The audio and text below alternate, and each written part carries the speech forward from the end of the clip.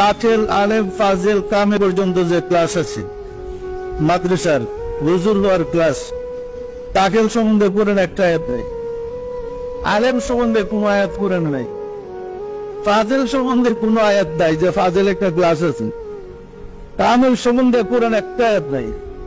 অথচ তাসাউফ চর্চার যে ক্লাসগুলো আছে যেগুলা করে আপনি আল্লাহ হবেন, কনক, রুহু, সের, খাফি, আফা, নফস, কলব একটা ক্লাসের নাম, তার উপরে কোরআন 132টা আয়াত আছে।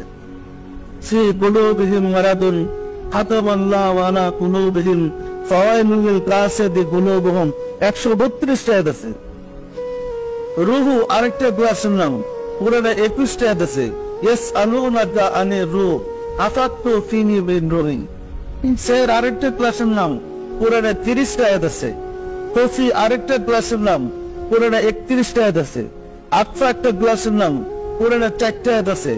নফস একটা ক্লাসের নাম, 295টা আয়াত কোরআনে নাযিল হয়েছে। যে ক্লাসগুলোর কথা কোরআনে এতগুলো আয়াত নাযিল হলো, সেই ক্লাসগুলা পড়লে মানুষ জায়গা বিপদগামী হইয়া, আর যে ক্লাসের কথা কোরআনে একটা আয়াত নাই সেইগুলা পরে আপনারা নাই বেরোচ্ছেন কোথা দিকে পেতে। যেমন এই রহস্য বাইর করছে কোরআন থেকে, হুজুরের নীরব, আর কথা বলার কিছু নাই। আলেম, ফাজিল, কামেল সম্বন্ধে কোরআনে কোনো আয়াতই নেই।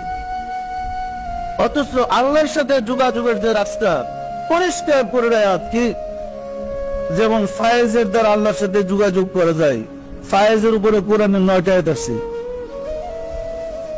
এলহামের দ্বারা আল্লাহর সাথে সংবাদ পাওয়া যায়, ফাআলহামনা ফুজুরাহা ওয়া তাকওয়াহা, এলহামের উপরে কোরআন আয়াত আছে। কাশফ, অন্তর চক্ষুর দ্বারা আল্লাহর সংবাদ পাওয়া যায়, কোরআনে পরিষ্কার আছে। ফাতাসাফনা আনকা দিদা ফাবাসারু গায়া ওয়াহাদিদ, 9টা আয়াত আছে। তাহলে যে শিক্ষাটার উপরে কোরআনে ক্লাসের নামে আয়াত আছে, ক্লাসের শিক্ষার উপরে আয়াত আছে এবং আল্লাহর সাথে যোগাযোগের উপর আয়াত আছে, সেই শিক্ষাটা নাজায়েজ হয়ে গেল, সমাজ থেকে আউট হয়ে গেল। আর যে শিক্ষা সম্বন্ধে কোরআনে কোনো কথাই নাই, সেগুলোই আপনারা নায়েবে রাসূলের জ্ঞান দিয়ে সৃষ্টি করে দিলেন। এটাই তো বিপদগামের রাস্তা। সত্য না মিথ্যা বলেন তো? সম্মানিত আশিকে রাসূলের, যখন এই পথে আমরা এসে একটা পর একটা বের করতে শুরু করলাম, চলেন হুজুর আপনাদের সাথে চ্যালেঞ্জ, আপনাদের ধর্মটা ঠিক লাগে আমার কাছে এসে দেখি আপনাদের ধর্মটা কতক্ষণ থাকে। এই তো বাইরে থেকে ফতোয়াবাজি শুরু হয়ে গেছে। সুতরাং মূল কোরআন ছেড়ে দেওয়া ফুলের পূজা শুরু হয়েছে। আসমানি কিতাব কোরআন কি বলেন, আর কোরআনের তাফসির হয়েছে হাদিস। আর কোন মুফাসসিরের তাফসির ঠিক নয়। কোরআনের সবচেয়ে বড় মুফাসসির ছিলেন রাসূল। কোরআনের ব্যাখ্যা রাসূল হাদিস দিয়ে করেছেন। প্রতিটা কোরআনের আয়াতের ব্যাখ্যা রাসূল হাদিস দিয়ে বর্ণনা করেছেন। এর বাহিরে কেউ তাফসির করতে গেলে সেটা গুমরাহির পথ ছাড়া আর কিছু হওয়ার কথা নয়। সম্মানিত আশিকে রাসূলেরা, এইটারে কোরআনের ব্যাখ্যাটা হবে হাদিসের সাথে, হাদিসের ব্যাখ্যা যেটা কোরআনের হবে কোরআনের সাথে মিল থাকতে হবে। যদি কোরআনের সাথে হাদিসের ব্যাখ্যার সাথে মিল না থাকে, বুঝতে হবে 2 নম্বরই করা হয়েছে। সুতরাং এই পথ হলো আল্লাহকে পাওয়ার পথ এবং আল্লাহ রসুলকে পাওয়ার পথ, পরিত্রাণের পথ, শান্তির পথ। আমরা এই হাঁটি পথ ছেড়ে দিয়া, আমরা মূল পথ ছেড়ে দিয়া দোল পথে দাবিত হইয়া উল্টা চাপাইতেছি, পীরেরা মারফত করে কোথায় কি বলা হচ্ছে না ভাই? নাই। এখন বলেন, আমি যতটুকু আলোচনা করেছি এতে কি পরিষ্কার তাসাউফের দরকার আছে না নাই? এটা সৃষ্টির আদিমতম বিজ্ঞান, পরিষ্কার না পরিষ্কার না? সম্মানিত আশিক রাসূলেরা, এই নিয়ামতটা কিন্তু আমরা হারিয়ে চলেছি। আর সেটা হচ্ছে বিজাতিদের চক্রান্তের কারণে আর স্বজাতিদের অজ্ঞতার কারণে। স্বজাতিদের অজ্ঞতার কারণেই আমরা হাবুডুবু খেয়েছি। আমরা যখন সাধনার জীবনে ছিলাম, আমার মনে আছে, সত্যি আমরা ভয় পেতাম হুজুরদেরকে দেখলে। সাধনা যখন করতাম, মাহফিল তো আমার অনেক করতে হয়েছে, দল বান্দা হুজুর রাস্তায় বাহেস করতে। আরে আমি গেছি বেটা ওয়াজ করতে, লাঠি সুটা নিয়ে হুজুর রাজি বাহেস করবো, ঠিক আর তো আমার মনে না টিম গুলো, আমার টিমটা বলছে আপনারা ওয়াজ চালান, আমি হুজুরগুলোকে বাহেসে বসি। আমি ঘরের ভিতরে হুজুরদের সাথে আলাপ করতেছি, আর ওরা বলছে আপনারা চালান। আলোচনা করতে করতে হুজুর আমার স্যালেন্ডার করে কিছুক্ষণ আলোচনা করলে তার ধর্ম থাকে না। ঠিক বিষয়টা বুঝতে পারছেন তো? মাহফিলে তো সামনে সামনে কি লাগিলে বাজা দিলে তার কিছু বরফ থাকে না।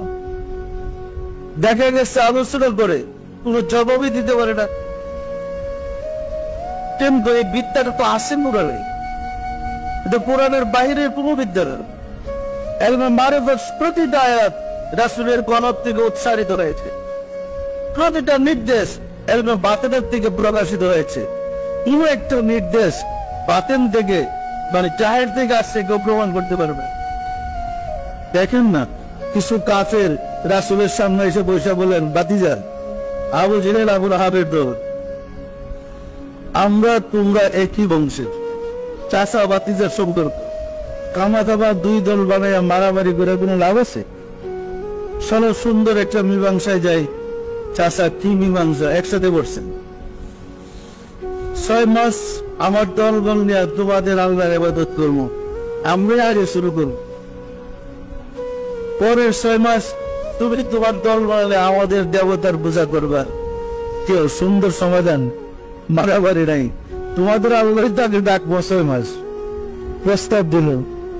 তো রাসূল অপেক্ষা করতেছেন, কারণ ওনার মালিক না বলা পর্যন্ত উনি তো জবাব দিবেন। কি সবার উপস্থিতিতে একদম মজলিসে বসা, এই প্রস্তাব রাখলেন, প্রস্তাবের জবাব রাসূল দিবেন। রাসূল একটু নীরব হয়ে কলবের দিকে খেয়াল করলেন, ওহি চলে আসছে সাথে সাথে। বলিয়া আইয়ুহাল কাফিরুন, এ রাসূল কাফিরদেরকে আপনি বলেন, তোমরা যার ইবাদত করো আমরা তার ইবাদত করি না, আমরা যার ইবাদত করি তোমরা তার ইবাদত করো না। তোমাদের জন্য তোমাদের ধর্ম, আমাদের জন্য আমাদের ধর্ম। দেখছেন এই প্রস্তাবটা কি, আল্লাহর জবাবটা কি? একদম পরিষ্কার মজলিসে আয়াতটা নাযিল হলো। আশ্চর্য, সবাই বসে রয়েছে, কেউ আল্লাহর কথা নেবে। তাহলে আয়াতটা ওহিটা বাতিন আসছে না জাহের আসছে? রাসূল যখন এই কথা বললেন সবার মুখ চুপ করাই চারিরে। কি আমাদের সমাজের লোক হলে বলতো যে এর তো সুন্দর প্রস্তাব, জগন্নাথের কি আছে 6 মাস পড়লে তারই তো আগে 6 মাস আবার তুলবে কি? কিন্তু আল্লাহ তিনি পছন্দ করলেন না।